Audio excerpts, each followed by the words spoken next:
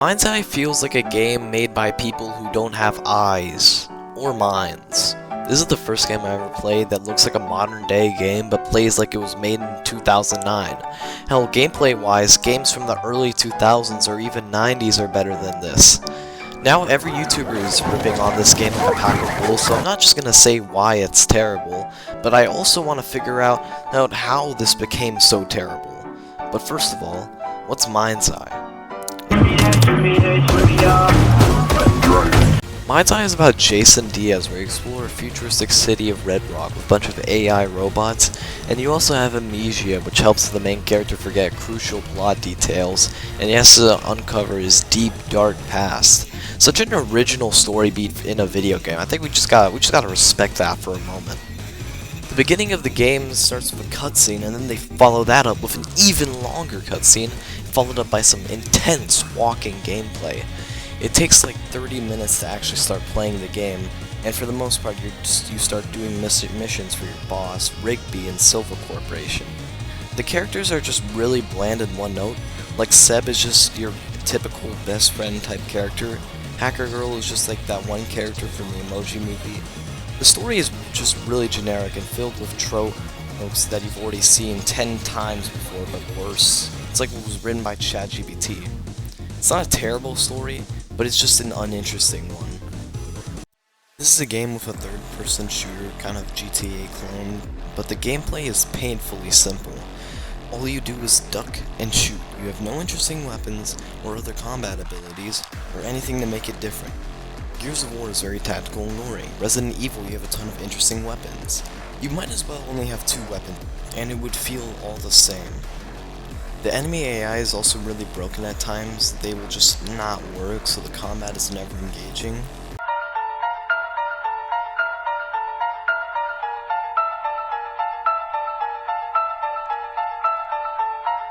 The gameplay has as much depth as toilet paper. There's an open world, but there isn't a lot of side missions. There's NPCs, but all of them have a combined IQ of a painting. I've been seeing things. With my glitches. When people talk about glitches nowadays, it's all about how the gaming industry is ruined and how games are so broken. But for me, the glitches just make the game more funny and enjoyable for me. The game was gonna suck ass, so at least I can laugh away the painfully boring game I just played. It's like a refreshing soda after you just ate a burger that kept talking to me about exposition and a story that I don't care about and offers me basically nothing in gameplay. You think the game would have, like, driving as an important feature for like a GTA-like game? But no, cars are doing all sorts of crazy stuff. Sometimes the enemy just don't know what to do and don't know their purpose in life and just let me kill them without a care in the world. Yeah, so like overall I give this game a 4 out of 10. Alright, now that I'm done taking a few swings at this game, why did this fail? I mean, the person who directed this game worked at Rockstar and directed GTA 3 and worked for more projects on Rockstar North and quit in 2016. So why did it fail so badly? Mindseye was in development since 2017, which meant the game had a full development of 8 years, which is absurd with the amount of content in the game itself. But it seemed the studio, Build a Rocket Boy, was mainly focused on making Everywhere, which was supposed to be like this shitty metaverse Roblox game platform.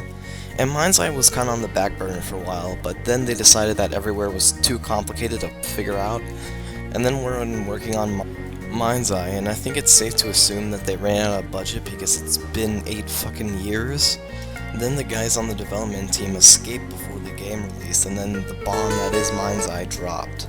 Not a lot of details were revealed, so the whole ran out of budget thing could not be true, but that's what it seems like it happened. Mindseye still could have succeeded despite being pretty short and with a low budget, but they still went too big with the scope for some reason and it blew up in their faces. Sometimes we just don't need a big game where you can do everything. Sometimes people don't need a big game. Undertale, Doki Doki, Portal 1, Hotline Miami, these are all games as long or shorter than Mindseye, and are combined cheaper than Mindseye still, and are significantly better than Mindseye. The point is sometimes that bigger isn't always better.